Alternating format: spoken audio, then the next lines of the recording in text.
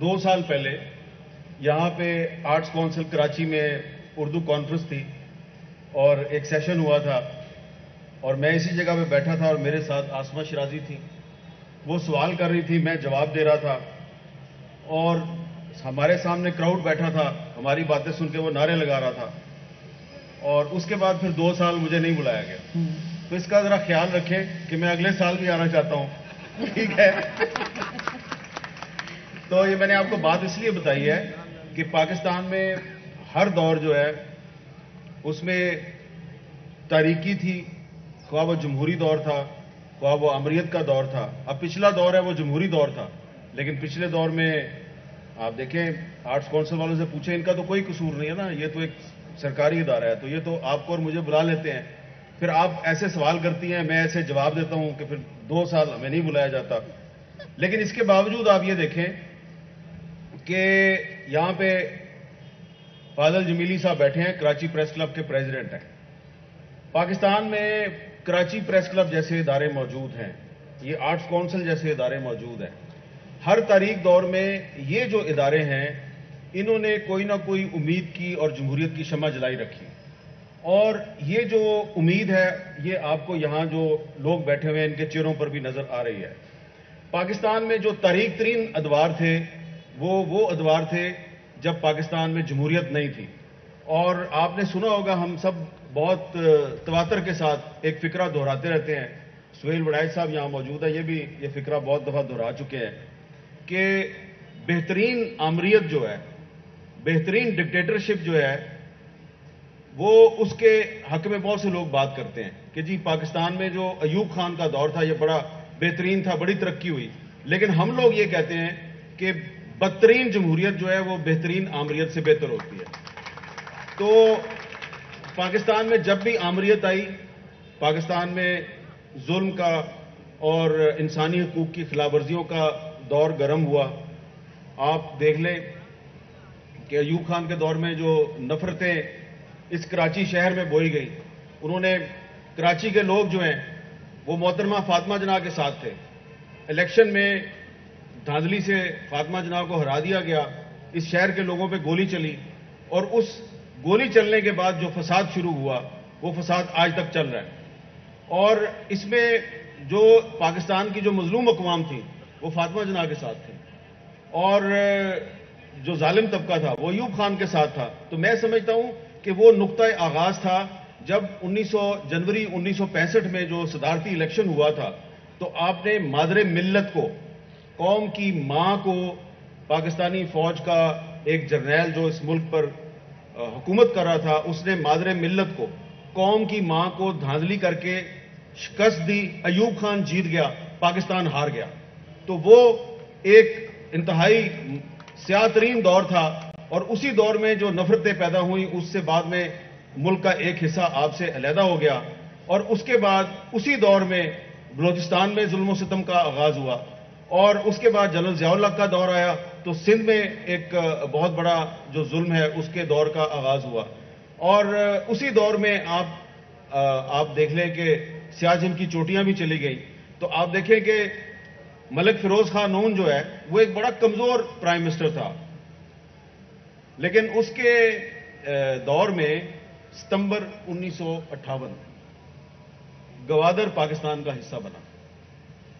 ایک انتہائی کمزور پرائم منسٹر تھا ملک فیروز خان نون, اس کے دور میں گوادر پاکستان کا حصہ بنا, اور ستمبر میں اس نے گوادر کو پاکستان کا حصہ بنایا, اور اکتوبر میں مارشل لا لگایا گیا اور اس پہ کرپشن کا الزام لگا کے اس کی حکومت برطرف کر دی گئی. تو ایک کمزور اور ایک کرپٹ جمہوریت جو ہے اس نے پاکستان کی ٹیریٹری میں اضافہ کیا, گوادر کو پاکستان کا حصہ بنایا, اور ایک بہت مضبوط فوجی حکمران یحییٰ خان, اس کے دور میں آپ کا آدھا ملک آپ سے علیحدہ ہو گیا. ایک اور مضبوط فوجی حکمران جنرل ضیاء الحق, اس کے دور میں سیاچن کی چوٹیاں آپ سے چھین لی گئیں, کارگل بھی آپ سے چلا گیا. تو جب بھی اس ملک میں ڈکٹیٹرشپ آتی ہے تو پاکستان میں ٹوٹ پھوٹ ہوتی ہے. آپ پاکستان کی جو پاکستان کا جغرافیہ ہے وہ بدل جاتا ہے. جب بھی اس ملک میں کوئی کرپٹ یا کمزور سیاستدان جو ہے وہ حکمران بنتا ہے تو ٹھیک ہے ہم اس میں بڑی تنقید کرتے ہیں، لیکن آپ کا جو جغرافیہ ہے اس میں اضافہ جمہوریت وار میں ہوتا ہے، اور آپ کا جو جغرافیہ ہے اس میں کمی اس وقت ہوتی ہے جب ڈکٹیٹرشپ کی اس ملک میں حکومت ہوتی ہے. اس لیے ہر ڈکٹیٹرشپ کا دور اس ملک میں سیاہ دور ہے، اور کرپٹ جمہوریت جو ہے اس میں ہم تنقید ضرور کرتے ہیں، لیکن کرپٹ جمہوریت میں کوئی نہ کوئی امید کی شمع جو ہے وہ جلتی رہتی ہے. تو اس جمہوریت پہ تنقید کر کے ہم نے اسی کو بہتر بنانا ہے، ہم نے واپس ڈکٹیٹرشپ کی طرف نہیں جانا. میر صاحب، کیا وجہ ہے کہ یہ جو اتنے طاقتور لوگ ہیں یہ سمجھتے ہیں کہ یہ ملکی معاملات اور مسائل کو حل کر سکتے ہیں؟ آپ کئی عرصے سے اس بات پہ غور کرتے آئے ہوں گے، اور کانفیڈنس بھی قابل دید ہوتا ہے. چند دن پہلے ہمارے پاکستان کی عوام کو بتایا گیا، اس سے پہلے ہم نے دیکھا ہے کہ تاریخ لکھنے والے مختلف قسم کی تاریخ بھی لکھتے ہیں، کہیں پر تاریخ کو مسخ کرنے کی بھی کوشش کی جاتی ہے، لیکن کئی دفعہ بہت طاقتور لوگ بھی ایک بیانیہ بناتے ہیں. جیسا چند دن پہلے ہم نے سنا کہ 71 کی جنگ سیاسی شکست تھی. اس پہ کیا کہیں گے آپ؟ دیکھیں، معذرت کے ساتھ عرض ہے کہ 71 کی جنگ اگر سیاسی شکست تھی تو ڈھاکہ کا جو پلٹن میدان ہے اس میں سرنڈر کرنے والا جنرل نیازی کیوں تھا، کوئی سیاستدان کیوں نہیں تھا؟ ٹھیک ہے، تو اس کا میں اتنا ہی جواب دوں گا. اور اگر مزید جنرل باجوہ صاحب جو ہیں ان کو پاکستان کی سیاسی تاریخ میں اگر دلچسپی ہے اور کوئی کتاب پڑھنے کا شوق ہے تو ان کو چاہیے کہ ایک سابق D G I S P R ہیں بریگیڈیئر اے آر صدیقی صاحب، کراچی میں رہتے تھے. ان کی کتاب 2-3 سال پہلے شائع ہوئی ہے، آکسفورڈ پریس نے شائع کی ہے، جنرل یحییٰ خان کے بارے میں. وہ کتاب پڑھیں. اس کتاب میں وہ یحییٰ خان کے پریس سیکرٹری تھے بریگیڈیئر اے آر صدیقی صاحب. انہوں نے اس میں لکھا ہے کہ جب 1970 کا الیکشن ہو رہا تھا اور رزلٹ آ رہے تھے اور پی ٹی وی پہ رزلٹ نشر ہو رہے تھے تو رات لیٹ نائٹ 2-2:30 بجے یحییٰ خان صاحب پریشان ہو گئے کہ یہ کیا ہو رہا ہے. شیخ مجیب جیت رہا ہے ایسٹ پاکستان سے، پیپلز پارٹی جیت رہی ہے ویسٹ پاکستان سے. تو انہوں نے اپنے اے ڈی سی کو کہا کہ جنرل عمر سے بات کراؤ. تو اے ڈی سی نے جنرل عمر سے بات کرائی. انہوں نے کہا عمر، یہ جو تم نے پولیٹیکل پارٹیز میں پیسے بانٹے تھے وہ پیسوں کا کیا ہوا؟ یہ تو وہ جیت رہے ہیں جنہوں نے پیسے نہیں لیے، اور جنہوں نے پیسے لیے تھے وہ کدھر گئے؟ ان کو تو سیٹیں نہیں مل رہی. تو اس کے پاس کوئی جواب نہیں تھا. تو اس نے کہا پھر اچھا اب 2-3 دن کے بعد جو صوبائی اسمبلیوں کا الیکشن ہے تو اس میں ٹیبل کو ٹرن کرو. ٹھیک ہے جی. تو باجوہ صاحب کو چاہیے کہ وہ بریگیڈیئر اے آر صدیقی سابق D G I S P R ہیں، ان کی گواہی ہے، وہ کتاب پڑھ لیں تو ان کو پتہ چلے گا کہ 1970 کا جو الیکشن تھا اس الیکشن کو انفلوئنس کرنے کے لیے آپ نے جنرل عمر صاحب کی سربراہی میں ایک سیل بنایا. اس نے پیسے بانٹے اور دھاندلی کی کوشش کی. دھاندلی کی کوشش کامیاب نہیں ہوئی. آپ کو پتہ ہے یہ جنرل عمر صاحب کون ہے؟ یہ جنرل غلام عمر صاحب جو ہیں یہ ہمارے عظیم انقلابی رہنما اسد عمر صاحب کے والد گرامی ہیں. دونوں رہنماؤں کا نام آپ لے لیں گے رنویر صاحب. تو اس میں نے بس یہی عرض کرنا ہے کہ میرا مقصد جو ہے وہ اسد عمر صاحب کو ڈیگریڈ نہیں کرنا، کیونکہ اپنے والد صاحب کے گناہوں کے ذمہ دار وہ نہیں ہیں. کیونکہ محمد زبیر صاحب جو ہے وہ پی ایم ایل این میں ہیں اور اسد عمر صاحب جو ہے وہ پی ٹی آئی میں ہے. تو زبیر صاحب کا نام میں نے لے لیا جی، وہ مسلم لیگ نون میں ہے. تو اب صورتحال یہ ہے کہ وہ سیاسی شکست آپ کہہ سکتے ہیں، لیکن وہ جنرل ایوب خان کی پالیسیوں کا تسلسل تھا. اور یہاں پہ اگر فاطمہ حسن صاحبہ بیٹھی ہوں تو ان کے انکل تھے جسٹس ابراہیم صاحب، ایوب خان کے وزیر قانون تھے. تو فاطمہ حسن صاحبہ نے، ڈاکٹر فاطمہ حسن صاحبہ نے جسٹس محمد ابراہیم صاحب کی ڈائریز کو پبلش کیا ہے، اور ان ڈائریز میں جسٹس ابراہیم صاحب کا وہ ریزگنیشن، وہ استعفیٰ بھی موجود ہے کہ جب ایوب خان نے 1962 میں اس ملک پر صدارتی نظام مسلط کرنے کی کوشش کی تو جسٹس ابراہیم جو وزیر قانون تھے انہوں نے صدر ایوب کو اپنا استعفیٰ لکھ کے دیا، اور اس میں لکھا کہ یہ آپ کا صدارتی نظام اس ملک کو توڑ دے گا، اس لیے میں اس ملک کو توڑنے کے گناہ میں شریک نہیں ہوں گا. لہذا میرا استعفیٰ قبول کیجئے. اور جسٹس ابراہیم بنگالی تھے, تو بنگالیوں نے پاکستان نہیں توڑا, یہ ہمارے جرنیلوں نے پاکستان توڑا. تو اگر آپ نے کسی سیاستدان پہ اگر آپ نے الزام لگانے ہیں تو ایویڈنس لے کے آئے نا, پہلے آپ ایویڈنس تو ہے نہیں آپ کے پاس. لیکن میر صاحب کچھ کوتاہیاں تو سیاستدانوں سے بھی اس ملک کی تاریخ میں ہوئی ہوں گی, کیونکہ آج نوبت یہاں پر پہنچ گئی ہے کہ نوجوان نظام کے اوپر سوال اٹھا رہے ہیں. بہت سے جو نوجوان ہیں وہ ڈیبیٹ کرتے ہیں کہ کیا جمہوریت پاکستان جیسے ملک کے لیے ہے بھی یا نہیں, اور اس کو مزید اس آگ میں تیل کا کام کرتی ہے معروف ترین لیڈران کی گفتگو, جن میں چند دن پہلے یہ کہا گیا, سوال اٹھایا گیا ملک کے معروف لیڈر کی طرف سے کہ کیا یہ صدارتی نظام کیا بہت ہی بہتر نظام نہیں ہے, اور مثال پھر اس میں دی جاتی ہے چین کی, ترکی کی اور اس قسم کے ممالک کی جہاں پر صدارتی نظام ہے. اب آپ نے ایک ایسا سوال کیا کہ اس کا جواب جو ہے وہ بہت سے لوگوں کو پسند نہیں آئے گا. میں سمجھتا ہوں کہ آج بھی جن لوگوں نے ایوب خان کے صدارتی نظام سے سبق نہیں سیکھا, جس کی وجہ سے پاکستان توڑنے کی بنیاد ڈالی گئی, جس کے دور میں مادر ملت کو شکست دے کر ایک فوجی صدر کو جتوایا گیا, وہ صدارتی نظام تھا نا. تو اگر آپ نے سبق نہیں سیکھا, پرویز مشرف کا دور کیا تھا, صدارتی دور تھا نا. جنرل ضیاء اللہ کا دور کیا تھا, صدارتی دور تھا. یحییٰ خان کا دور بھی صدارتی دور تھا. تو صدر صاحب جو ہوتے ہیں وہ جب طاقت کا سرچشمہ بنتے ہیں تو پاکستان کی مظلوم اقوام کی بڑی کمبختی آتی ہے. تو اس لیے میں یہ اس کو سادہ زبان میں یہ کہوں گا کہ صدارتی نظام کی بات وہ لوگ کرتے ہیں جو پاکستان میں صرف ایک صوبے کی حکومت چاہتے ہیں, جو یہ چاہتے ہیں کہ پاکستان میں سندھیوں کی, بلوچوں کی, پختونوں کی اور جو دیگر مظلوم اقوام ہیں ان کی نمائندگی نہ ہو, کیونکہ جو سب سے بڑا صوبہ ہے پھر اسی کی حکومت ہوگی نا. سب سے بڑے صوبے سے سب سے زیادہ ووٹ آئیں گے اور اسی صوبے کا نمائندہ جو ہے وہ صدر بنے گا. تو پاکستان جو ہے اس کو صدارتی نظام نہیں بچا سکتا. پاکستان کو یہ 1973 کا آئین ہی بچائے گا. یہ پاکستان کی واحد متفقہ دستاویز ہے. لیکن جو آپ نے بات کی وہ بڑی امپورٹنٹ ہے کہ بہت سی جمہوری حکومتوں کے ادوار میں بھی ایسے واقعات پیش آئے کہ آج جو ورلڈ ڈیموکریسی انڈیکس ہے اس میں پاکستان کا نمبر ہے 104واں, 104 آؤٹ آف 167. اور ہائیبرڈ ڈیموکریسی ہے. آپ نے بھی ہائیبرڈ ڈیموکریسی کا لفظ استعمال کیا. ہائیبرڈ ڈیموکریسی کا مطلب ہے کہ جیلی جمہوریت. اور انہی ہماری جمہوری حکومتوں, سیاسی حکومتوں کے دور میں جو نظام انصاف ہے, تو رول آف لا میں بھی پاکستان کا نمبر 130واں ہے.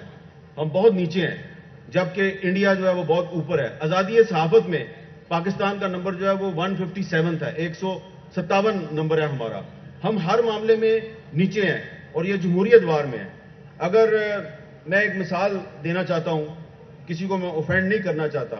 یہ یہاں پہ یہ سامنے یہ ایک نوجوان بچی بیٹھی ہوئی ہے, اس کا نام ہے سمی دین بلوچ. اس نے ماسک پہنا ہوا ہے. آپ, میں ماسک کے بغیر پہچان رہا ہوں, آپ سمی دین ہی ہیں. 2009 میں ان کے والد ڈاکٹر دین محمد بلوچ کو بلوچستان سے اٹھایا گیا, ایک سرکاری ہاسپٹل کا ڈاکٹر, سرکار کا ملازم. اس وقت یہ اور ان کی بہن بہت چھوٹی تھی. میں ان کو 2009 سے دیکھ رہا ہوں. جمہوری دور تھا, پیپلز پارٹی کا دور تھا, جمہوری دور تھا. یہ بہنیں جو ہیں یہ 2009 سے کراچی, کوئٹہ, اسلام آباد اور پتہ نہیں کہاں کہاں پہ دھکے کھا رہی ہیں, اپنے باپ کو تلاش کر رہی ہیں. ابھی پرسوں بھی میں کوئٹہ میں تھا ایک جگہ پر, وہاں پہ بھی میں نے ان کے والد صاحب کا کیس جو ہے وہ پیش کیا اور ہاتھ باندھ کے درخواست کی کہ یار اگر وہ مجرم ہے تو اس کو کورٹ میں پیش کر دو, اگر وہ مجرم نہیں ہے تو اس کو چھوڑ دو. تو یہ ہماری جمہوری حکومتوں کے ادوار میں آپ دیکھیں کہ اس ملک کے جو شہری ہیں ان کو آئین اور قانون کو پامال کر کے اٹھایا جاتا ہے, اور اس قوم کی مائیں بہنیں جو ہیں وہ سڑکوں پہ دھکے کھاتی ہیں اور فریادیں کرتی ہیں, انصاف مانگتی ہیں. ان کو انصاف نہیں ملتا. جب یہ احتجاج کرتی ہیں سڑکوں پہ جا کے, تو پھر اس حکومت, شہباز شریف صاحب کی حکومت کے وزراء جو ہیں وہ ان کے ساتھ کوئٹہ جا کے وعدے کرتے ہیں, اور ان کے بعد نہ یہ وعدے پورے کرتے ہیں, نہ عمران خان کی حکومت وعدے پورے کرتی ہے, نہ اس سے پہلے جو حکومت تھی وہ وعدے پورے کرتی ہے, نہ اس سے پہلے کی حکومت وعدے پورے کرتی ہے. کیونکہ یہ حکومتیں جو ہیں یہ ہمیں بے اختیار نظر آتی ہے. تو ان کے پاس اقتدار تو ہے, ان کے پاس اختیار نہیں ہے. اس لیے کہ جو پاکستان کی جو سیاسی جماعتیں ہیں یہ اپنے آپ کو جمہوریت پسند کہتی ہیں, لیکن ان سیاسی جماعتوں کے اندر جمہوریت نہیں ہے. جب تک یہ اپنے اندر جمہوریت نہیں لے کے آئیں گے تو یہ جو آمریت کی طاقتیں ہیں اور جمہوریت دشمن طاقتیں ہیں, یہ ان کا مقابلہ نہیں کر سکتی.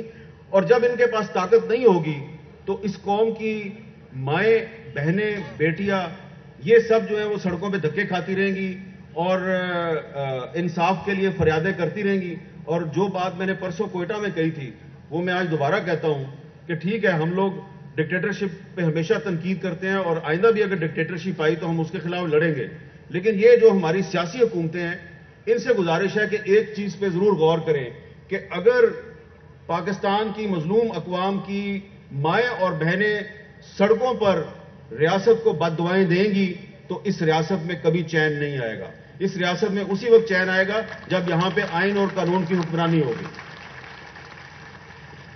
میر صاحب, میں آپ کو دوبارہ سیاستدانوں کی طرف لے کے آنا چاہوں گی کیونکہ میں نہیں چاہتی کہ اگلے 2 سال دوبارہ آپ شرکت نہ کر سکیں اس کانفرنس میں. ایک جنرل صاحب جو کہ لیکن دوبارہ اسی طرف لے کے آ رہے ہو کیونکہ لیکن آپ تنقید سیاستدانوں پہ کر دیجیے گا. ایک جنرل صاحب جو بہت اوپینینیٹڈ ہیں, ان کو اپنے خیالات کا اظہار کرنے کا بہت شوق ہے, وہ کچھ عرصہ پہلے ان کو یہ کہتے ہوئے سنا, ہم پہ سوال اٹھاتے ہوئے کہ آپ لوگ سیاستدانوں سے پوچھتے کیوں نہیں, وہ کیوں بار بار ہمیں استعمال کرتے ہیں, آپ لوگ صرف ہم پہ الزام لگاتے ہیں. تو کیا یہ بات درست ہے کہ سیاستدان بھی استعمال کرتے ہیں فوجی اسٹیبلشمنٹ کا؟ یہ ان جنرل صاحب کا آپ ذکر کر رہی ہیں جو ریٹائرمنٹ سے کچھ دن پہلے نیشنل ڈیفنس یونیورسٹی اسلام آباد میں آپ کو اور مجھے سامنے بٹھا کے لمبی لمبی تقریریں کر رہے تھے, انہیں کا ذکر. بالکل. اچھا. دیکھیں بات یہ ہے کہ انہوں نے وہاں پہ بار بار یہ کہا کہ ہم نے پچھلے سال فروری میں فیصلہ کیا کہ ہم اے پولیٹیکل ہو گئے, یعنی کہ ہم سیاست میں مداخلت نہیں کریں گے. اور یہ بات انہوں نے کہاں پہ کی؟ نیشنل ڈیفنس یونیورسٹی میں, اور وہاں پہ بہت پاکستان کی نامور شخصیات موجود تھی. لیکن پھر چودھری مونس لائی صاحب نے کیا کہا؟ مونس لائی صاحب نے کہا کہ ہم نے تو عمران خان کا ساتھ اس لیے دیا کہ ہمیں جنرل باجوہ نے کہا. ٹھیک ہے, تو وہ بات اس دن جو وہ کر رہے تھے آپ کے اور میرے سامنے کہ سیاستدان ہمیں سیاست میں گھسیٹتے ہیں, ہو سکتا ہے گھسیٹتے ہوں, لیکن پرویز لائی صاحب تو ان کے پاس نہیں گئے, وہ پرویز لائی صاحب کے پاس آئے اور کہا کہ آپ عمران خان کا ساتھ دیں. یہاں یہ میں بات کلیئر کرنا چاہتا ہوں کہ ادارہ تو غیر سیاسی ہو چکا تھا, ادارے کا سربراہ غیر سیاسی نہیں ہو رہا تھا. تو اس لیے ادارے کے سربراہ نے اپنے ادارے کی پالیسی کی خلاف ورزی کی اور ان کو اس پہ وضاحت کرنی چاہیے, کیونکہ اور بھی کچھ میں واقعات کا عینی شاہد ہوں. میں عینی شاہد ہوں کہ صرف پرویز لائی صاحب نہیں تھے, آپ اور بھی بہت سے لوگوں کو پریشرائز کر رہے تھے کہ آپ ایسے کریں اور ایسے نہ کریں, اور اس وقت کر رہے تھے جب فوج غیر سیاسی ہو چکی تھی. تو بالکل فوج غیر سیاسی ہو چکی ہے, لیکن اس کے باوجود اگر فوج کا کوئی جرنیل سیاستدانوں سے رابطے کرتا ہے اور اس کو کہتا ہے ایسے کرو ایسے نہ کرو, تو اس کو پھر سیاستدان نہیں سیاست میں گھسیٹ رہے, وہ خود سیاست کے تالاب میں چوبی مارنے کی کوشش کر رہے ہیں, یعنی کہ غوطہ لگانے کی کوشش کر رہے ہیں. تو ایسی غوطہ خوری نہ کریں آپ کہ بعد میں جو ہے وہ لوگ جو ہیں وہ کنارے سے آپ کے کپڑے اٹھا کے بھاگ جائیں. ٹھیک ہے نا. تو اس میں گزارش میری یہی ہے کہ تھوڑی سی مستقبل کی بات کر لیتے ہیں. ماضی کی اور حال کی ہم نے کافی بات کر لی ہے. ہمارا جو مستقبل ہے پاکستان کا وہ آئین اور قانون کی بالادستی سے وابستہ ہے, اور یہاں پہ بہت سے نوجوان نظر آ رہے ہیں. اس چیز کا بھی خیال رکھیں کہ یہاں پہ ہمارے بہت سے بزرگ بھی ہیں اور نوجوان بھی ہیں. تو جو نوجوان ہیں وہ یہ جاننا چاہتے ہیں کہ اس ملک میں ان کا مستقبل کیا ہے. تو 28 سال بعد پاکستان 100 سال کا ہو جائے گا. اس وقت پاکستان جو ہے 2022 ہے, تو 2050 میں پاکستان جو ہے وہ تقریباً 2047 میں 100 سال کا ہو جائے گا 28 سال کے بعد. تو 100 سال کا جو پاکستان ہے وہ کیسا پاکستان ہوگا؟ تو 100 سال کا پاکستان جو ہے اس میں آپ کو اندازہ ہونا چاہیے کہ آبادی جو ہے وہ آپ کی 40 کروڑ ہو جائے گی. آج 20 کروڑ ہے, یہ ڈبل ہو جائے گی. اور جس شہر میں آپ بیٹھے ہوئے ہیں کراچی میں, یہ شہر اور ٹھٹھا شہر, یہ میں نے ایک ورلڈ بینک کی رپورٹ پڑھی ہے, میں اس کو کوٹ کر رہا ہوں کہ 2047 تک ہو سکتا ہے کہ اگر آپ نے اپنے آپ کو ٹھیک نہ کیا تو یہ شہر کراچی اور ٹھٹھا یہ دونوں سمندر کے نیچے چلے جائیں. تو اس وقت جو ہماری گورننس کے ایشوز ہیں جن کا تعلق پولیٹیکل گورنمنٹس کے ساتھ ہے, ریاستی اداروں کی پالیسیوں کے ساتھ ہے, اگر آپ نے اس کو ٹھیک نہ کیا تو یہ جو آپ کا شہر کراچی ہے, جو آپ کی معیشت کی بیک بون بھی ہے, یہ آدھے سے زیادہ سمندر کے نیچے چلا جائے گا. تو اس لیے یہ جو نوجوان یہاں پہ بیٹھے ہوئے ہیں, ان کا مستقبل جو ہے وہ تو اسی ملک کے ساتھ وابستہ ہے نا, انہوں نے تو پاکستان سے باہر نہیں بھاگنا. تو اس کے لیے ہم سب کو اپنے آپ کو ٹھیک کرنے کی ضرورت ہے, اور ہم اپنے آپ کو ٹھیک اسی وقت صورت کریں گے کہ جب جج صاحب, جرنیل صاحب, جرنلسٹ صاحب یہ سارے پاکستان کے آئین اور قانون کے تابع ہو جائے, اپنے آپ کو آئین سے زیادہ طاقتور نہ سمجھیں.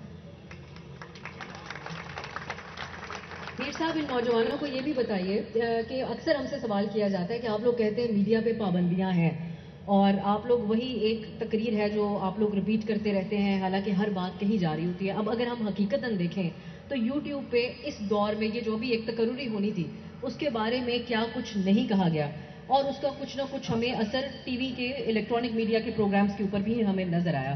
تو کیا واقعی آج بھی قدغنیں ہیں؟ اگر ہیں تو کس قسم کی ہیں؟ دیکھیں نا, قدغنیں دیکھیں, میں نے آپ کو شروع سے کہہ رہا ہوں کہ پاکستان کے میڈیا پہ ایک غیر اعلانیہ سینسرشپ چل رہی ہے. ہاں, اب آپ کہیں گے جی کہ بہت سے یوٹیوبر تو بڑا سچ بولتے ہیں.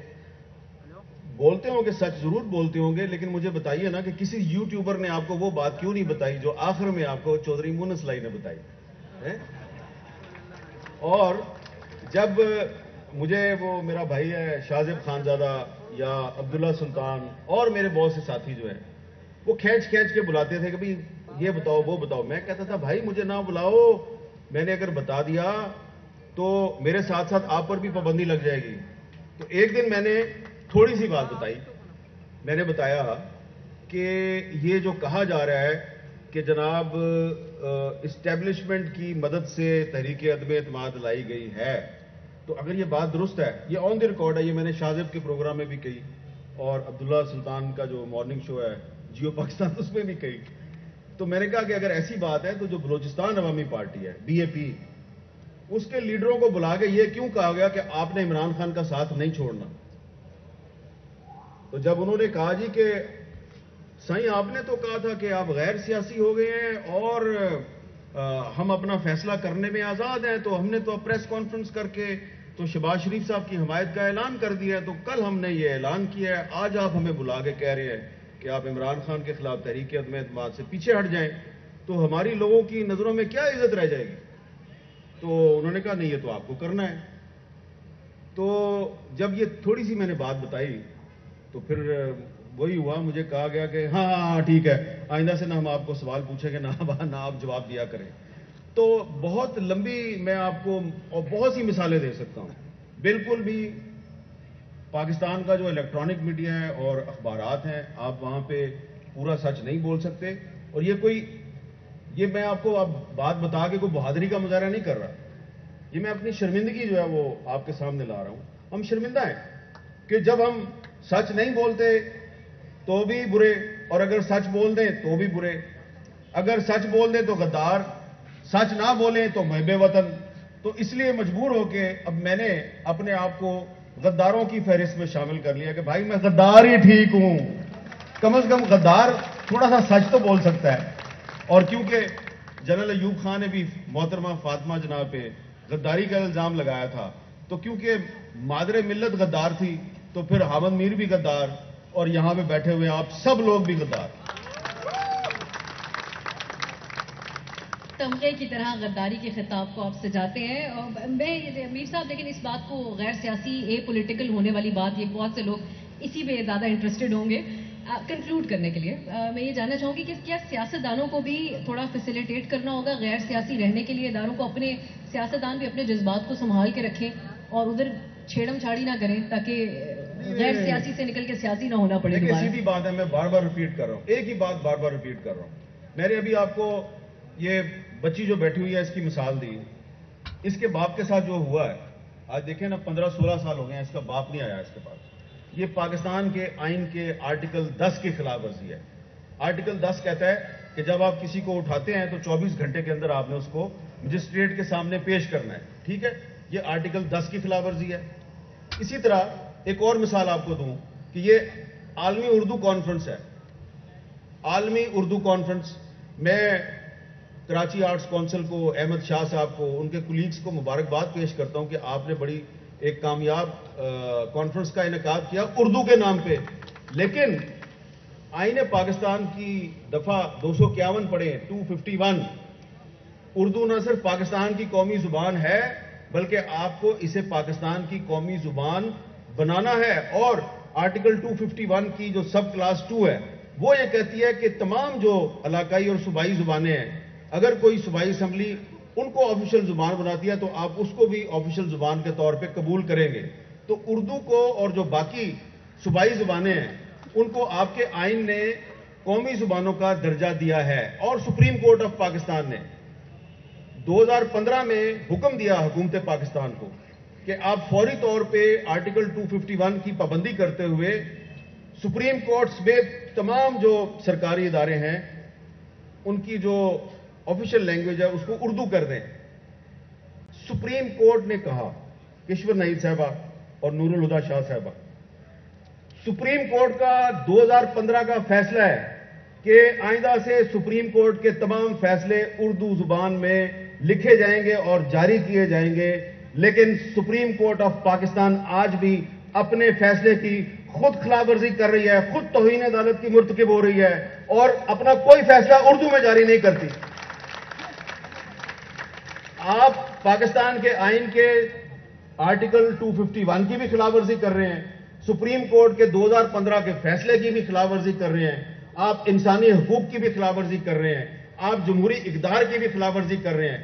آپ کے تمام مسائل کا حل 1973 کے آئین میں ہے جو اس وقت پاکستان کی واحد متفقہ دستاویز ہے. اس کے بعد کوئی کسی آئین پر آپ کبھی اتفاق نہیں کر سکیں گے.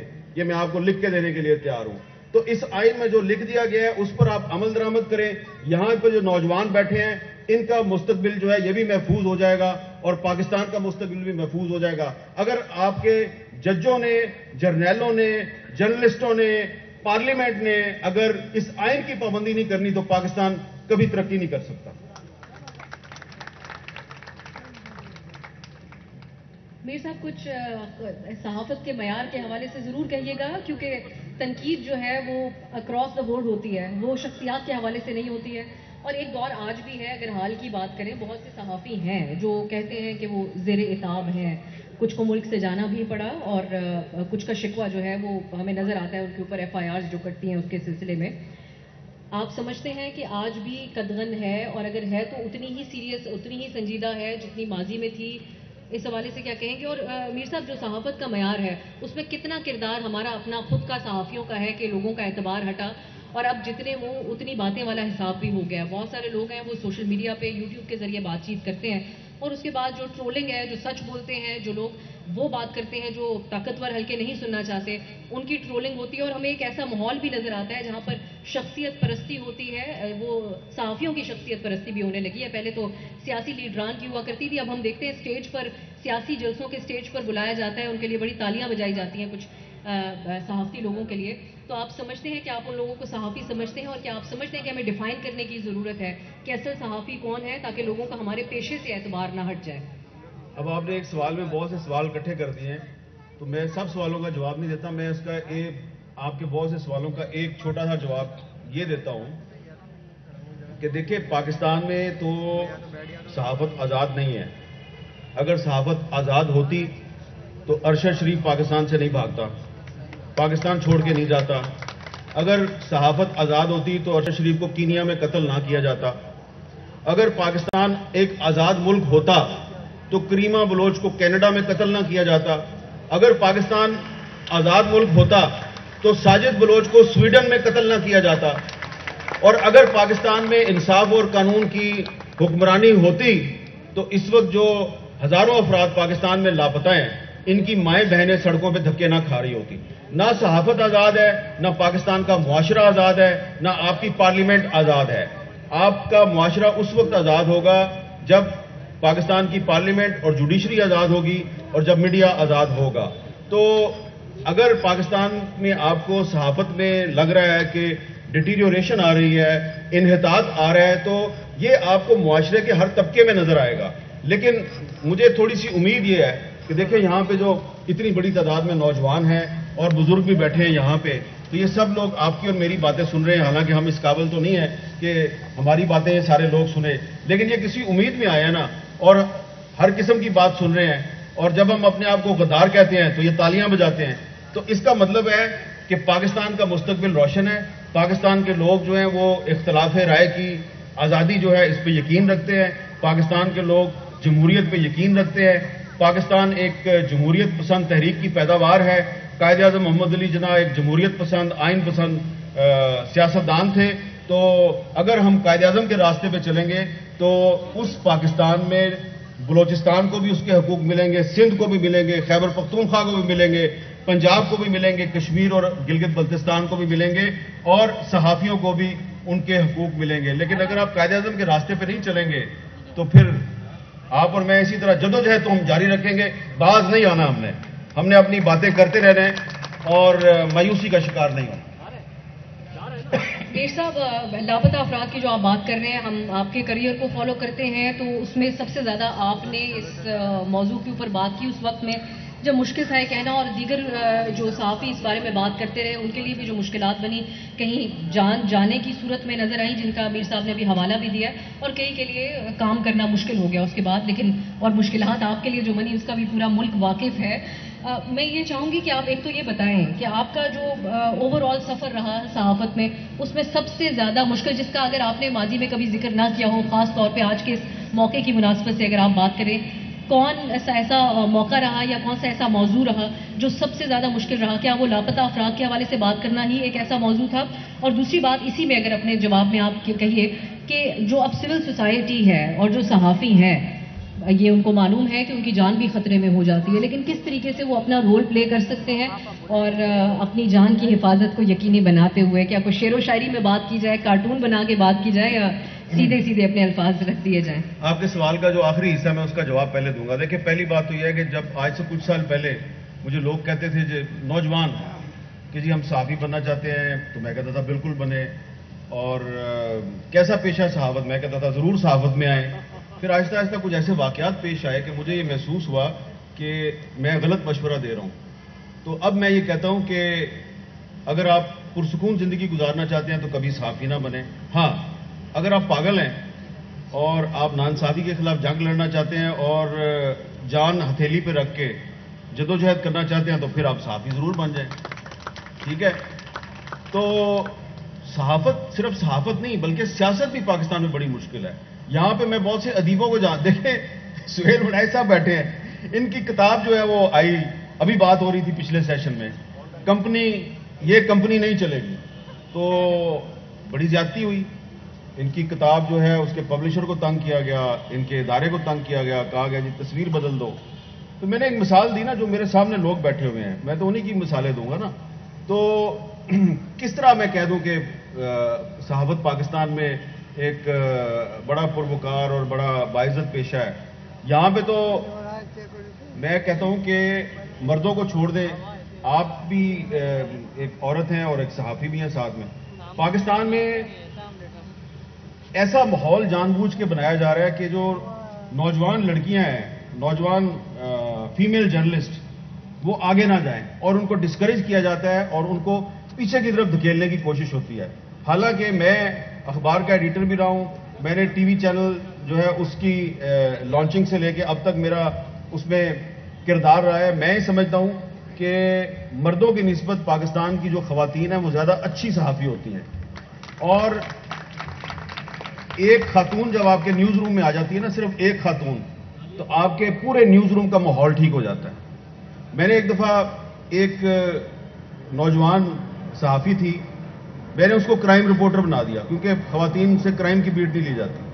خواتین سے کون سی بیٹ لیتے ہیں؟ ان کو کون سی بیٹ دیتے ہیں؟ ہیلتھ کی دے دی، ایجوکیشن کی دے دی. اور اگر افسا کومل جو ہے وہ اینکر بن جائے تو کہتے ہیں دیکھیں نا یہ تو نیوز ریڈر تھی, اس کو کیوں اینکر بنا دیا. تو بہت سے نیوز اینکر جو ہیں وہ پروگرام اینکر بنے, ان پر تو نہیں سوال اٹھاتے, لیکن ایک خاتون بن جائے تو اس پہ سوال اٹھا دیتے ہیں. میں نے ایک نوجوان لڑکی کو کرائم رپورٹر بنا دیا. وہ جب کرائم رپورٹر بنی تو اس نے اسلام آباد شہر کی پولیس کو آگے لگا لیا, اور کچھ دن کے بعد شہر کے بڑے نامی گرامی کرائم رپورٹر جن کا تعلق مختلف اخبارات سے تھا وہ اکٹھے ہو کے میرے پاس آ گئے, اور ساتھ میں صحافیوں کے ایک لیڈر بھی میرے ساتھ ان کے ساتھ آ گئے, وہ بھی کرائم رپورٹر تھے. انہوں نے کہا جی آپ کی مہربانی, یہ اس بچی کا نام لیا, اس کو کرائم کی بیٹ سے ہٹائیں, اس کو کوئی ہیلتھ کی ایجوکیشن کی بیٹ دے دیں. میں نے کہا کیا اس نے؟ کہتے ہیں جی روز مسنگ ڈالتی ہے, روز ایسی خبر دیتی ہے کرائم کی جو ہم نے نہیں دی ہوتی, تو ہماری بڑی کھچائی ہوتی ہے. میں نے کہا تم کیوں نہیں دیتے؟ اس نے کہا جی اگر ہم دیں گے تو گھر کا خرچہ کیسے چلے گا. تو ایک خاتون کرائم رپورٹر جو ہے اس نے میرے سامنے پاکستان کے وفاقی دارالحکومت کے جو بہت بڑے بڑے صحافی تھے ان کی حقیقت کھول دی. تو میں سمجھتا ہوں کہ اگر آپ نے اپنی صحافت کو اور سیاست کو آگے لے کے جانا ہے تو اس میں جو خواتین ہیں ان کو انکریج کرنا ہوگا, اور انکریج یہ نہیں کرنا کہ آپ ان کو انڈیو فیورز دیں, بالکل انڈیو فیورز نہ دیں, ان کو ان کا جائز رائٹ دے دیں. اگر وہ باصلاحیت لڑکی ہے تو اس کو وہی ٹریٹمنٹ دیں جو کہ آپ کسی باصلاحیت لڑکے کو دیتے ہیں.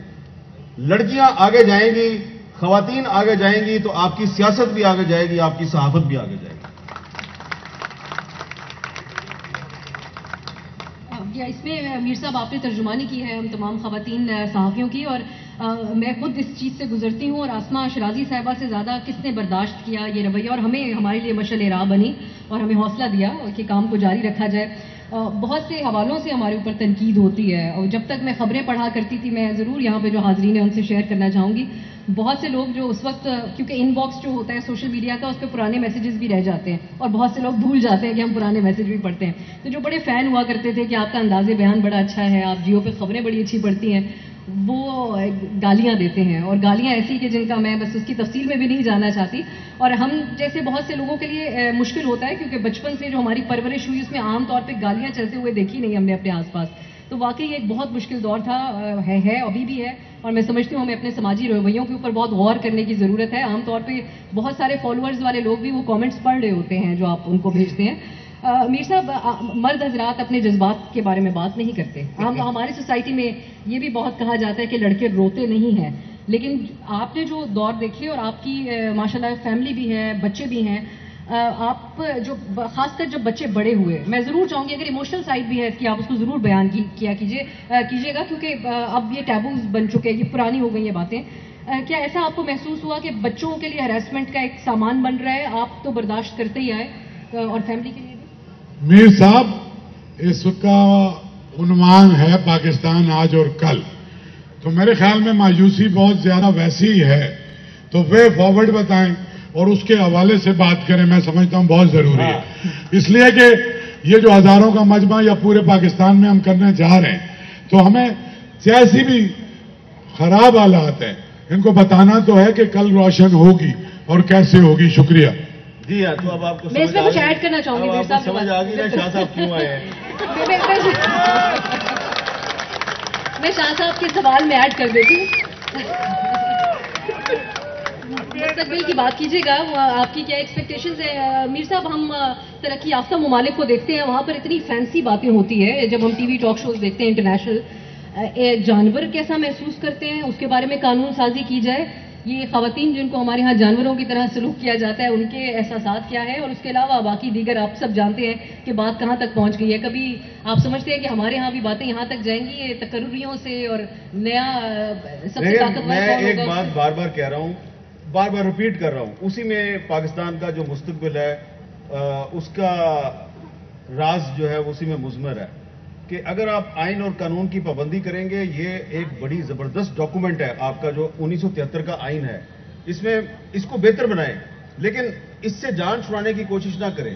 جو لوگ اس آئین کو اپنے راستے کی رکاوٹ سمجھتے ہیں ان کو چاہیے کہ وہ اس آئین کو پڑھیں, اس آئین میں ہمارے تمام مسائل کا حل ہے. اور یہ بڑی اچھی بات ہے کہ اب بہت سے فوجی جو ہیں وہ بھی یہ کہتے ہیں کہ ہم آئین کے آرٹیکل 243 اور 244 میں جو لکھا ہوا ہے ہم اسی کی حدود میں رہنا چاہتے ہیں, اور 244 یہ کہتا ہے کہ آپ کو سیاست میں مداخلت نہیں کرنی چاہیے. تو اسی طرح جو سیاستدان ہیں ان کو بھی پاکستان کے آئین کے اندر رہ کے, اور صحافیوں کو بھی پاکستان کے آئین کے آرٹیکل 19 کے اندر رہ کے صحافت کرنی چاہیے. اسی میں ہم سب کا بھلا ہے, اور آئین جو ہے اسی میں آپ کے تمام مسائل کا حل ہے. اور آپ سے یہ بھی گزارش ہے کہ تھوڑا احمد شاہ کے مسائل کا بھی خیال کریں, یہ نہ ہو کہ پھر اگلے 2 سال آپ اور میں یہاں پہ نہ آئیں. اب سوال لے لیں لوگوں کی سوال لے لیں. مائک مائک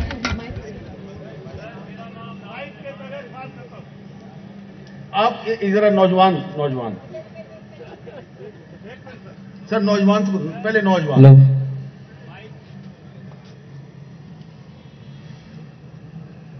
السلام علیکم سر, میرا نام راول رحمان ہے. سر آپ کی پوری جتنا بھی یہ سیشن تھا ماشاءاللہ آپ کا زیادہ تر فوکس جو تھا آئین اور لاء کی آبلیگیشنز وغیرہ پہ تھا.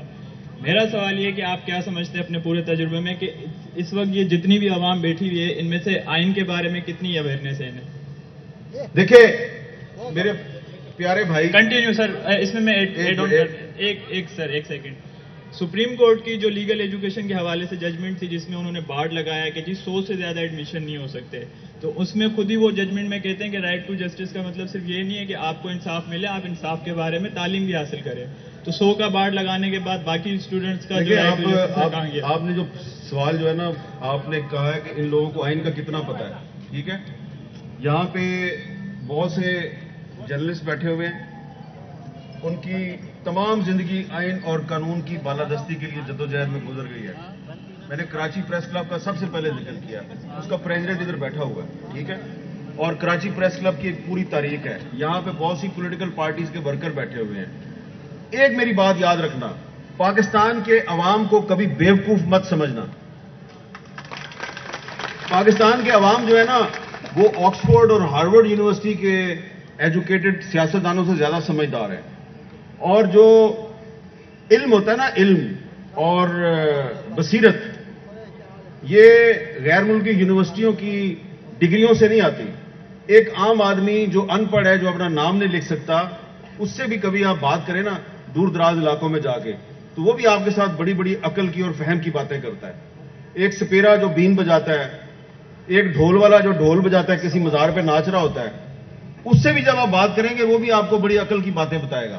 تو ان کو اچھی طرح پتا ہے کہ میں اس وقت یہاں پہ بیٹھا ہوں, میں کچھ باتیں کھل کے کر رہا ہوں, کچھ کھل کے نہیں کر رہا.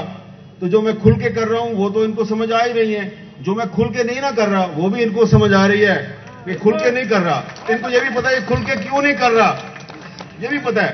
ان کو بیوقوف مت سمجھو, بس ان کو ان کے حقوق دے دو, یہ پاکستان کو آگے لے جائیں گے. سر ابھی میرا سوال غور سے سننا. میرا نام مہیش کمار ہے, آپ کا نام حامد میر ہے. میں پاکستان کا اتنا ہی وفادار ہوں جتنا آپ ہیں. آپ نے قائد اعظم کی بات کی, اصولوں کی بات کی. آپ نے کہا کہ جو ہے نا 73 کے آئین پہ کو پڑھو, اس کو سمجھو, آئین پہ کرو. یہ 73 کا آئین مجھے مہیش کمار کو 2 نمبر کا شہری سمجھتا ہے. میں کیسے اس پہ کروں؟ دیکھو اس پہ آپ اس پہ کرو, یہ بڑا مسئلہ ہے. آپ کا سوال ہے نا, مجھے سوال سمجھ آ گیا, مجھے اس کا پلیز جواب دینے دیں. میں نے کہا نا 73 کے آئین کو بہتر بنانے کی ضرورت ہے مہیش کمار صاحب.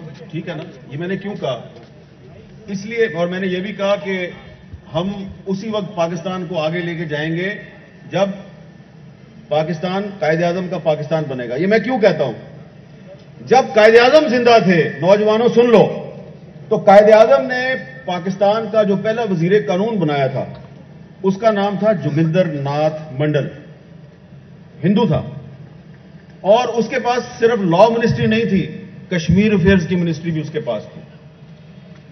پاکستان کا پہلا وزیر قانون جوگندر ناتھ منڈل ایک ہندو تھا. تو اگر پاکستان کے قانون کی باغڈور قائد اعظم نے ایک غیر مسلم کو دے دی, ہندو کو دے دی, تو اس کا مطلب ہے کہ پاکستان میں تمام پاکستانی خواہ ان کا تعلق کسی بھی مذہب سے ہے, وہ پاکستان کے آئین کے مطابق برابر ہے. تو اگر میرے بھائی مہیش کمار کو کوئی ابھی بھی سمجھتے ہیں کہ اس آئین کو بہتر بنانے کی گنجائش ہے اور وہی آپ سمجھتے ہیں کہ ان کو ایکویلٹی نہیں مل رہی، برابری نہیں مل رہی، تو ان کے جو نمائندے ہیں غیر مسلم پاکستانی، میں ان کو اقلیت والا نہیں کہتا، نہ ہی میں ان کو مائنورٹی کہتا ہوں، غیر مسلم پاکستانی ہے، ایک مسلمان پاکستانی ہے اور غیر مسلم پاکستانی ہے، وہ جو نمائندے ہیں ان کو بھی آواز بلند کرنی چاہیے اور جو مسلمان نمائندے ہیں ان کو بھی آواز بلند کرنی چاہیے اسمبلی میں، اور پولیٹیکل پارٹیز جو جمہوریت کی اور آئین کی بات کرتی ہیں، خاص طور پہ 3 بڑی پارٹیاں تحریک انصاف، مسلم لیگ نون اور پیپلز پارٹی، ان کو آئین میں قانون سازی کرنی چاہیے کہ جس سے کہ مہیش کمار کا شکوہ دور ہو جائے۔ اگر قائد اعظم کی زندگی میں ایک ہندو پاکستان کا وزیر قانون بن سکتا ہے تو شہباز شریف کے دور میں کوئی ہندو پاکستان کا وزیر قانون کیوں نہیں بن سکتا؟ بن سکتا ہے۔ ہیلو، السلام علیکم سر، کیسے سر؟ سر میرا سوال یہ ہے کہ آپ نے سیشن میں بنگال کی بات کی کہ بنگال جو ٹوٹ گیا ہے وہ جرنیلوں کی وجہ سے کیا ہے۔ ہمارے سلیبس دیکھا جائے 9th 10th انٹر، حتیٰ ہم جب یونیورسٹی پہنچتے یونیورسٹی میں بھی ہمیں یہی کہا جاتا ہے کہ یہ جو بنگال ٹوٹ گیا ہے یہ بھٹو کی وجہ سے کیا ہے، بھٹو اپنا حکومت بچانا چاہتے ہیں۔ اس پر آپ کا کیا کامنٹ ہے؟ دیکھو، پہلے بات تو یہ یاد رکھو کہ آپ ہسٹری پڑھیں، آپ کی جو کالج اور سکول کی جو کتابیں ہیں اس میں پورا سچ نہیں ہے۔ اب پہلے افسا کومل نے مجھے ایسٹ پاکستان کا سوال کیا، اب آپ کر رہے ہیں۔ دیکھو، جو ہسٹری ہے نا، ہسٹری وہ یہ بتاتی ہے کہ پاکستان بنگالیوں نے بنایا اور ان کے ساتھ ان کی آواز میں پہلی آواز سندھیوں نے ملائی۔ مسلم لیگ جو ہے، آل انڈیا مسلم لیگ 1905 میں کدھر بنی؟ ڈھاکہ میں بنی، ٹھیک ہے؟ آل انڈیا مسلم لیگ ڈھاکہ میں بنی۔ مسلم لیگ کی پہلی حکومت کہاں پہ آئی؟ بنگال میں 1937 میں۔ کون بنا یونائٹڈ بنگال کا وزیر اعظم؟ کون بنا؟ اے کے فضل الحق۔ اے کے فضل الحق کون تھا؟ 23 مارچ 1940 کو لاہور میں پاکستان ریزولوشن اے کے فضل الحق نے پیش کی، اور سندھ اسمبلی پاکستان کی پہلی اسمبلی تھی جس نے پاکستان کے حق میں قرارداد پیش کی۔ تو پاکستان کی تحریک کا آغاز بنگالیوں نے کیا، ان کو سب سے پہلی سپورٹ سندھ نے دی، اور اس کے بعد پاکستان کا ماما اور چاچا اور تایا کوئی اور بن گیا، اور انہوں نے پاکستان توڑ دیا، اور پاکستان توڑ کے کہا او ہو بنگالی بڑے غدار تھے۔ او بھائی، اگر بنگالی غدار تھے تو انہوں نے مسلم لیگ ڈھاکہ میں کیوں بنائی؟ انہوں نے، اور حسین شہید سہروردی صاحب جو ہے، فضل الحق صاحب کے بعد حسین شہید سہروردی صاحب جو ہیں وہ پرائم منسٹر بنے، اور حسین شہید سہروردی صاحب جو ہیں ان کے خلاف اتنی گندی سازش ہوئی کہ اگر آپ ان کی کتاب پڑھیں نا، بیگم شائستہ اکرام اللہ صاحب نے جو ان کی کتاب، ان کی بایوگرافی لکھی، آپ کی آنکھوں میں آنسو آ جائیں گے کہ ایک آدمی جس نے 1946 میں قرارداد دلی پیش کی اور کہا کہ جی 23 مارچ 1940 کو آپ نے صرف یہ جو پنجاب، سندھ، سرحد، بلوچستان ان کا ملک بنانے کی بات کی تھی، تو اب آپ بنگال کو بھی اس میں شامل کریں۔ بنگالیوں نے خود اپنے آپ کو شامل کیا پاکستان میں۔ اس لیڈر کو جو فاؤنڈرز آف پاکستان، بانیان پاکستان میں شامل ہے، وہ جب مائیگریٹ، کیونکہ وہ ڈھاکہ سے، وہ کلکتہ سے الیکٹ ہوئے تھے، وہ کلکتہ کے میئر تھے، ان کی کانسٹیٹوئنسی انڈیا میں رہ گئی۔ جب وہ پاکستان آئے تو ان کو پاکستان سے نکال دیا گیا، واپس چلے جاؤ یہاں سے، اس لیے کہ آپ غدار ہیں۔ لہذا وہ مسلم لیگ چھوڑی، انہوں نے عوامی لیگ بنائی۔ وہ جو عوامی لیگ تھی، جو آج بنگلہ دیش کی حکمران جماعت ہے، یہ عوامی لیگ حسین شہید سہروردی صاحب نے بنائی تھی، اور شیخ مجیب الرحمان حسین شہید سہروردی کا ورکر تھا۔ تو جنہوں نے پاکستان بنایا، آپ نے ان کو غدار قرار دے کے پاکستان سے علیحدہ کر دیا، اور آج جب آپ کے پاس کوئی دلیل نہیں آتی تو آپ کہتے ہیں وہ بنگالی غدار تھے۔ اس لیے بنگالی بالکل غدار نہیں تھے، پاکستان بنگالیوں نے بنایا تھا۔ میں آج بھی بطور پاکستانی بنگالی عوام کا شکر گزار ہوں کہ انہوں نے پاکستان کی تحریک شروع کی۔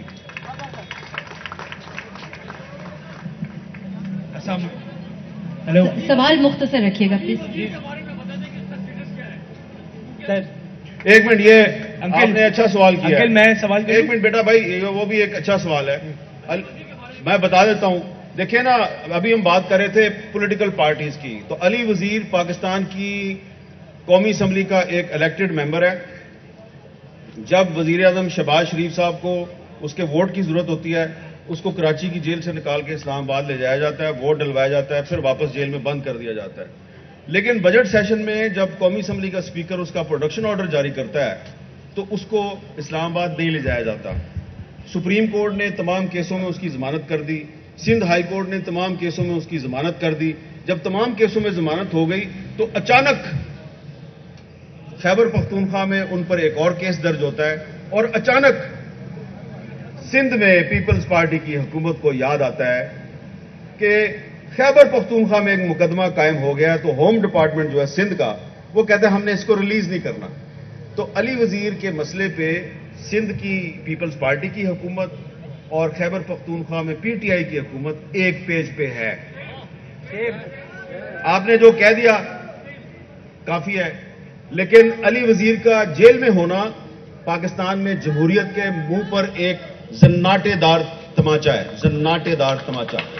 السلام علیکم سر. سر میرا نام طلحہ سلیم ہے اور میں الیکٹڈ پریزیڈنٹ ہوں یوتھ پارلیمنٹ کا. Sir first of all thank you so much, آپ کراچی تشریف لے کر آئے، اور یہ میری زندگی کا پہلا لمحہ ہے جس وقت میں آپ کے اتنے قریب کھڑا ہوں. اور سر اس شہر کے اندر جس وقت ہم موجود ہیں، اس شہر نے لاسٹ الیکشنز میں پاکستان کی تاریخ کی سب سے بڑی پولیٹیکل انجینئرنگ دیکھی. تو سر میرا سوال آپ سے بہت کلیئر ہے، کیا واقعی 22 کروڑ عوام پر ایک جرنیل بھاری ہے؟ کائنڈلی سر اس چیز کا مجھے جواب دے دیں. 29 نومبر سے پہلے تو یہی صورتحال تھی، ٹھیک ہے. اب 29 نومبر کے بعد ہم یقین کرتے ہیں اور امید کرتے ہیں کہ پاکستان کا جو آئین ہے اس کی پابندی کی جائے گی، اور کوئی جرنیل جو ہے وہ اپنے آپ کو آئین سے زیادہ طاقتور نہیں سمجھے گا. لیکن ساتھ ہی ساتھ جو ہماری پولیٹیکل پارٹیز ہیں ان سے بھی گزارش ہے کہ وہ بھی جمہوریت پسندی کا مظاہرہ کریں، اور کم از کم پارٹیوں کے اندر تو جمہوریت لے آئیں نا. جب تک وہ طبقہ جو میرے سامنے بیٹھا ہوا ہے، middle class, lower middle class, پڑھا لکھا طبقہ، جب تک اس طبقے کے لوگ پارلیمنٹ میں نہیں آئیں گے، جب تک پاکستان کی پولیٹیکل پارٹیز کی لیڈرشپ اس طبقے کے پاس نہیں آئے گی جو پاکستان کا اکثریتی طبقہ ہے، تو پاکستان کے مسائل حل نہیں ہوں گے. کیونکہ کوئی جرنیل جو ہے وہ 22 کروڑ عوام پہ اسی وقت حاوی ہوتا ہے جب پولیٹیکل پارٹیز کی لیڈرشپ جو ہے وہ ویلنگ ڈیلنگ کرتی ہے، سودے بازیاں کرتی ہے. تو سیاستدان سودے بازیاں چھوڑ دیں، آئین کی پابندی کریں، آپ کے مسائل حل ہو جائیں گے، اور انشاءاللہ ضرور ہوں گے. کوئکلی آپ صرف آخری سوال ایک کریکشن ہے ضرور اگر آپ کر دیں میر صاحب، آپ کو یقین ہے یا آپ کو امید ہے کہ 29 نومبر کے بعد معاملات مختلف ہوں گے؟ نہیں، مجھے اس کا بہت یقین ہے کہ کیونکہ 29 نومبر کے بعد جو مونس لائی صاحب نے ایک انکشاف کیا ہے اس کی وجہ سے کچھ سوالات پیدا ہوئے ہیں. لیکن میں نے آپ کو پہلے بھی کہا کہ میری رائے میں 29 نومبر سے پہلے بھی ادارہ جو ہے اس کی مداخلت کے کوئی ثبوت نظر نہیں آ رہے تھے. ادارے کے سربراہ کے بارے میں مونس لائی صاحب نے کچھ انکشافات کیے ہیں، ان کی تردید نہیں ہوئی ابھی تک. لیکن مجھے امید ہے کہ 29 نومبر کے بعد صورتحال جو ہے وہ بہتری کی طرف جائے گی، اور جو ماضی میں غلطیاں کی گئی ہیں، ایک حکومت اس کو مسلط کیا گیا، اور جیسا کہ ایک نوجوان نے کہا کہ 2018 میں پاکستان میں پولیٹیکل انجینئرنگ کی گئی تھی، اور یہ بالکل کی گئی تھی اور یہ حقیقت ہے. اس لیے پچھلی حکومت کو سلیکٹڈ حکومت کہا جاتا تھا. مجھے امید ہے کہ اب ایسا نہیں ہوگا، آئین کی پابندی ہوگی، پاکستان کے ادارے سیاست سے دور رہیں گے، اور سیاست صرف سیاستدانوں پہ چھوڑ دی جائے گی. سر وقت ختم ہو گیا میرے پاس، لیکن آپ بہت کوئک سوال کیجیے گا، وقت ختم ہے، مزید ہو نہیں پائے گی بات. آپ پلیز جی.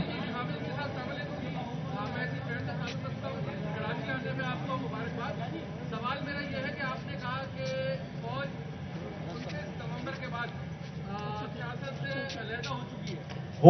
میں امید کا اظہار کر رہا ہوں ہو جائے گی.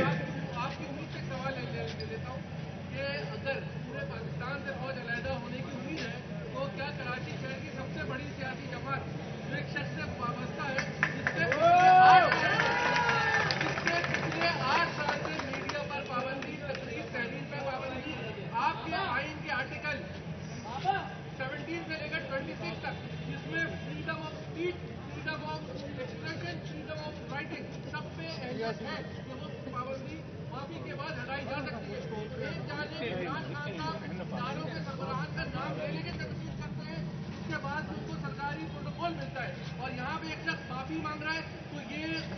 कौमी नजरिया कब तक रहेगा? अच्छा, इसका तो जवाब बड़ा वाज़ेह है लेकिन बड़ा तल्ख है, और मैं अपने भाई और दोस्त अहमद शाह साहब जो हैं उनके लिए ज्यादा मुश्किलात पैदा नहीं करना चाहता, लेकिन अब क्योंकि सवाल कर दिया आपने, जवाब तो मुझे देना पड़ेगा है। आपने कहा इमरान खान, समझ आ गई मुझे, और दूसरे साहब का आपने नाम नहीं लिया।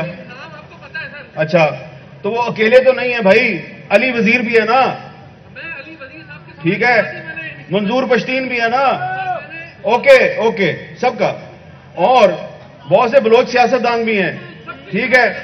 तो क्या मसला है? डोमिसाइल का मसला है।